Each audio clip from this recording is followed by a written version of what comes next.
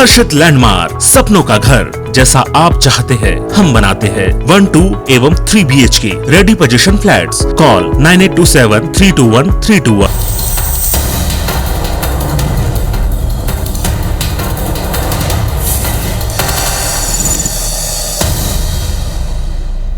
नमस्कार, उपचुनाव के दंगल में स्वागत है आप सभी का। मैं हूं आपके साथ श्रवण जम्बोली। चलिए तो आज मध्य प्रदेश की 4 सीटों के साथ देश की 32 सीटों में हुए उपचुनाव के नतीजों का इंतजार आज खत्म हो जाएगा। सबसे तेज अपडेट हम आप तक पहुंचाते रहेंगे। एमपी की खंडवा लोकसभा समेत पृथ्वीपुर, जोबट और रैगांव विधानसभा सीट पर हुए उपचुनाव के नतीजे आ जाएंगे। सुबह 8 बजे से काउंटिंग शुरू हो जाएगी, जिसे लेकर निर्वाचन आयोग ने खास तैयारी की है। सुरक्षा के कड़े इंतजाम भी यहां पर किए गए। खंडवा लोकसभा सीट की बात करें तो यहां शासकीय आदर्श महाविद्यालय नाहलदा में ईवीएम यहां पर रखी गई है। मतगणना के लिए खंडवा संसदीय क्षेत्र की अलग अलग विधानसभाओं के लिए अलग अलग रूम में 14 टेबल यहां पर लगाए गए हैं। सबसे पहले पोस्टर बैलेट की गिनती होगी। बता दें कि खंडवा में मुख्य मुकाबला बीजेपी के ज्ञानेश्वर पाटिल और कांग्रेस के राजनारायण सिंह पुर्नी के बीच है। और इसी के साथ पृथ्वीपुर, जोबट और रैगांव में भी काउंटिंग की सभी जो तैयारियां हैं वो पूरी कर ली गई है। पृथ्वीपुर में मुख्य मुकाबला बीजेपी के शिशुपाल यादव और कांग्रेस के नितेंद्र सिंह राठौर के बीच है। जोबट में मुख्य मुकाबला बीजेपी की सुलोचना रावत और कांग्रेस के महेश पटेल के बीच है। रैगांव की बात करें तो यहां बीजेपी की प्रतिमा बागरी और कांग्रेस की कल्पना वर्मा आमने सामने है। और इधर नतीजों को लेकर बीजेपी और कांग्रेस ने अपनी अपनी जीत के दावे किए हैं। प्रदेश अध्यक्ष वीडी शर्मा ने 4 सीटें जीतने का दावा किया है, तो वही कमलनाथ ने कहा कि जनता सच्चाई का साथ देगी और कांग्रेस 4 सीटों पर जीत हासिल करेगी। तो अब इंतजार आज खत्म हो जाएगा। मध्य प्रदेश की 4 सीटों पर आज हुए उपचुनाव के नतीजे आज आएंगे। 8 बजे से मतगणना शुरू होगी। सबसे तेज अपडेट IBC 24 लगातार आप तक पहुंचाते रहेगा।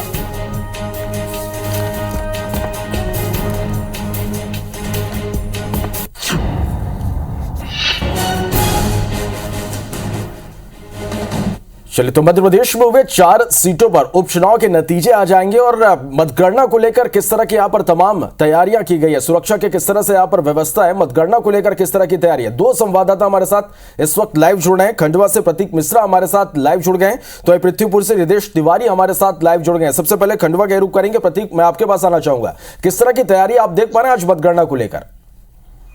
बिल्कुल, मैं आपको बता दूं कि मतगणना को लेकर के यहाँ पर सुरक्षा के बेहद पुख्ता इंतजाम जो है प्रशासन ने किए हुए हैं।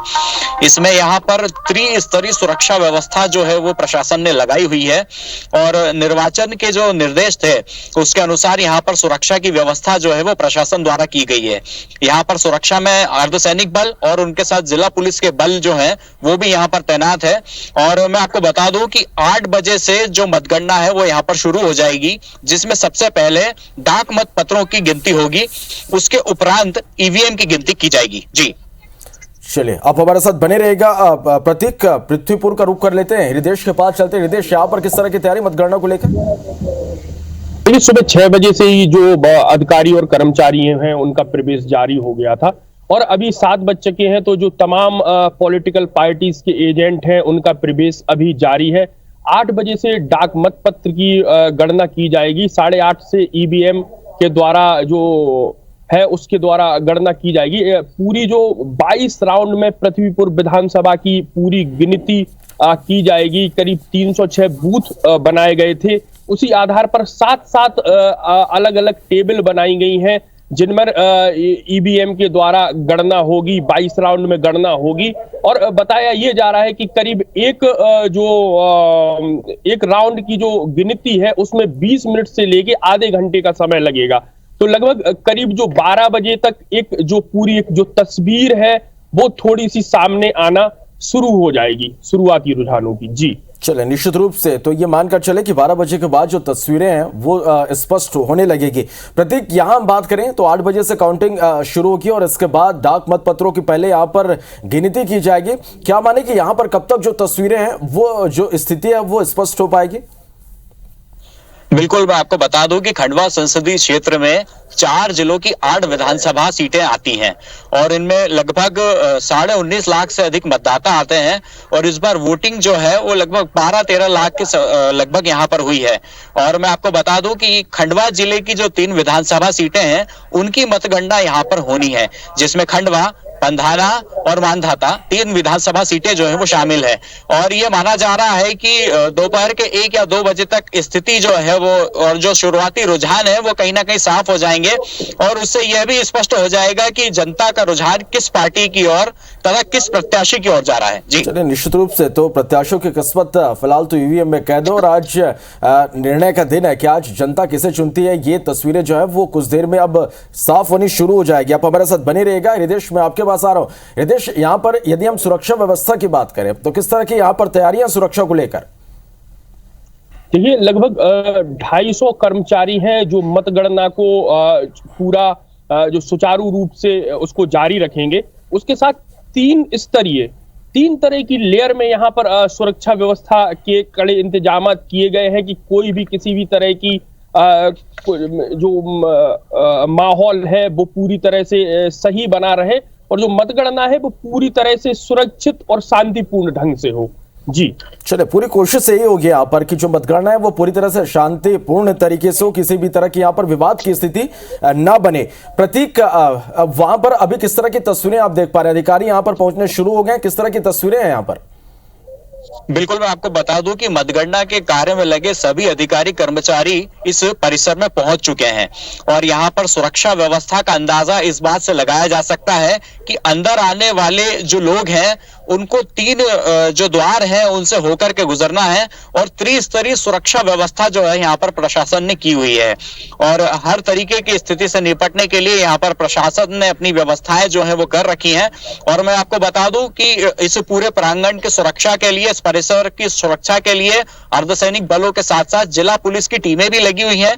उसके अतिरिक्त यहाँ पर जो भी आला अफसर हैं वो भी समय समय पर अपनी जिम्मेदारी के अनुसार निरीक्षण कर रहे हैं। जी चले, निश्चित रूप से और यहाँ पर भी तमाम जो तैयारियां हैं काउंटिंग को लेकर वो पूरी हो चुकी है। सुरक्षा को लेकर खास तौर पर यहाँ पर जो है इंतजाम किए गए हैं। हृदेश, वहां किस तरह की आप तस्वीरें देख पा रहे हैं? जो तमाम अधिकारी हैं काउंटिंग में जिनकी ड्यूटी है वो सारे यहाँ पर पहुंच गए, किस तरह की तस्वीरें? देखिए, सुबह 6 बजे से ही जो कर्मचारी हैं उनको आदेश दिया गया था कि सुबह 6 बजे से ही प्रवेश करना शुरू कर दें। सुबह 6 बजे से पहले कर्मचारी और अधिकारियों का प्रवेश शुरू हुआ है जो मतगणना में लगे हुए हैं। उसके बाद पॉलिटिकल पार्टी के जो एजेंट हैं उनको प्रवेश दिया जा रहा है। सुरक्षा की अगर हम बात करें तो पैरामिलिट्री फोर्स का यहाँ पर इस्तेमाल किया गया है और 3 लेयर में अलग अलग सुरक्षा है।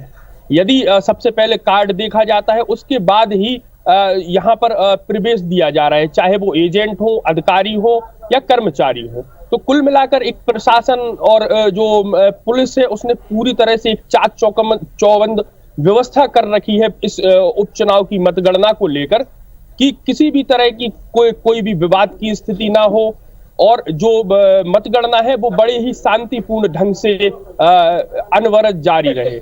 चलिए, निश्चित रूप से प्रशासन की पूरी कोशिश यहाँ पर यही होगी कि शांतिपूर्ण तरीके से जो है वो मतगणना पूरी हो सके। प्रतीक, यदि हम बात करें तो दोनों ही पार्टियों ने अपनी अपनी जीत का दावा किया है। दोनों ही पार्टियों का ये कहना है कि मध्य प्रदेश में हुए जो 4 सीटों पर उपचुनाव है वो 4 सीटें दोनों ही पार्टियों ने अपनी अपनी जीत का यहाँ पर दावा किया है। किस तरह की टक्कर यहाँ पर, किस तरह के मुकाबले देखने को मिल सकते हैं आज? बिल्कुल, मैं आपको बता दूं कि यहाँ पर मतदान का जो प्रतिशत है उसने यह साफ कर दिया है कि टक्कर काफी कड़ी है और फैसला जो है वो एक तरफा बिल्कुल नहीं आ सकता है। और यहाँ पर सबसे बड़ी बात जो है मैं आपको बता दूं कि मतदान का जो प्रतिशत है वो कुछ यहाँ पर पिछले वर्ष की अपेक्षा इस वर्ष 13% लगभग कम रहा है। तो उस कारण से मतगणना का जो यह मुकाबला है यह काफी रोमांचक होने वाला है। जब प्रत्याशी आगे पीछे होते हैं तो बाहर उनके समर्थकों में काफी गहमा गहमी का माहौल बन जाता है और कई मर्तबा ऐसा होता है कि जो समर्थक हैं वो बड़ी संख्या में बाहर उपस्थित उपस्थित रहते हैं अपने जनप्रतिनिधि, अपने नेता के लिए, और उसके बाद में जैसे ही आगे पीछे होने की जो सूचना उनको मिलती है, उसके बाद कभी हर्ष का माहौल हो जाता है तो कभी चिंताओं की लहर जो है वो समर्थकों में दौड़ जाती है। जी चलिए, निश्चित रूप से, और ये दौर आज हमें देखने को यहाँ पर मिलेगा, और जैसे रुझान आने शुरू होंगे और उसके बाद इस तरह की तस्वीरें निश्चित रूप से यहाँ पर प्रतीक देखने को मिलेगी। हृदेश, यहाँ पर किस तरह के मुकाबले को उम्मीद की जा रही है? क्या कांटे की टक्कर यहाँ पर देखने को मिल सकती है? मुकाबला एक तरफा हो सकता है? जी, निश्चित तौर पर जो मुकाबला है वो बड़ा ही दोनों पार्टियों में बड़ी कांटे की टक्कर है। चूंकि जो शिवराज सिंह है उन्होंने ये कह के चुनाव लड़ा है कि उनकी सरकार है, यदि आप पृथ्वीपुर विधानसभा में कमल के फूल को जिताते हैं तो जो विकास है वो बड़ी दुगनी रफ्तार से तेज होगा। उसी के साथ जो कांग्रेस के जो लोग हैं, जो प्रत्याशी हैं, वो जनता में महंगाई, भ्रष्टाचार, इन सब बेरोजगारी, पलायन, इन जो मुद्दे हैं इनको लेकर जनता के पास गए हैं। तो चूंकि 30 तारीख को मतदान हुआ था तो उसमें जो मतदाता है उसने इन लोगों का भविष्य ईवीएम में कैद कर दिया है, और आज करीब 12 बजे तक स्थिति साफ हो जाएगी कि जो जनता का रुख है वो किस तरफ जा रहा है। निश्चित रूप से 12 बजे तक यहाँ पर तस्वीरें, जिस तरह से आप निर्देश बता रहे हैं कि तस्वीरें जो है वो साफ होनी शुरू हो जाएगी, और इंतजार सभी को है। प्रतीक, दोनों ही पार्टियों के दिग्गज मैदान पे थे। एक तरफ सीएम शिवराज सिंह चौहान ने खुद मोर्चा संभाला हुआ था, तो दूसरी तरफ कमलनाथ लगातार चुनाव प्रचार कर रहे थे। किस तरह से पार्टियों ने यहाँ पर इन चारों सीटों को जीतने के लिए पसीने बहाए हैं?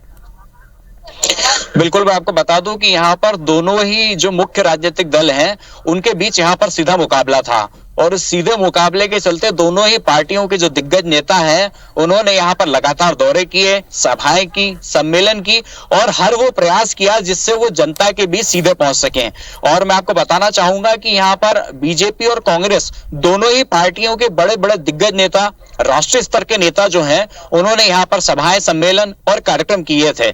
उसके हिसाब से यदि देखा जाए तो जैसा चुनावी समर शुरू हुआ था उस तरीके से कहीं ना कहीं यहाँ पर मतदान का प्रतिशत जो है वो बढ़ नहीं पाया है, और जिस तरीके से दोनों पार्टियों के बड़े बड़े नेताओं ने अपना अपना जोर लगाया था, अब ये समझ लीजिए कि 12-1 बजे तक यह स्थिति स्पष्ट हो जाएगी कि रुझान किसके पक्ष में जा रहे हैं और किस पार्टी के दिग्गज नेताओं की सभाओं का प्रतिफल जो है वो उम्मीदवार को मिल रहा है। जी, तो रुझान आने शुरू होंगे और तस्वीरें धीरे धीरे साफ होनी शुरू हो जाएंगे।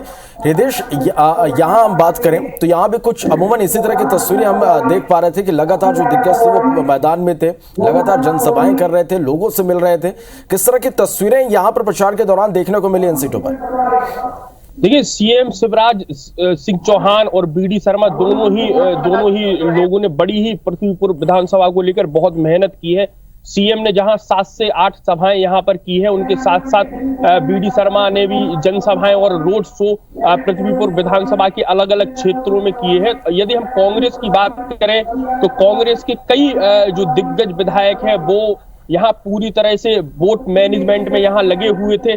उसके साथ कमलनाथ ने भी एक बड़ी जनसभा यहाँ पर की थी। तो तस्वीरें बिल्कुल, मैं अगर हम कहेंगे कि दोनों ही पार्टियों ने अपने अपने अनुसार पूरी दम लगाई हुई है, और इस सत्ता के सेमीफाइनल को जीतने के लिए दोनों ने एक पूरी तरह से दम लगाई थी। लेकिन चूंकि अब अभी केवल कयास लगाए जा रहे हैं कि किस ओर मतलब क्या होगा, लेकिन अभी मतगणना आज शुरू होने वाली है। 10 से 12 बजे तक एक जो रुझान है वो आने शुरू हो जाएंगे कि जो जनता ने किस प्रत्याशी को अपना पर भरोसा जताया है, और पृथ्वीपुर से भोपाल विधानसभा में कौन प्रतिनिधित्व करेगा। चलिए, निश्चित रूप से देश दोनों ही पार्टियों ने पूरी ताकत झोंक दी इस उपचुनाव को जीतने के लिए।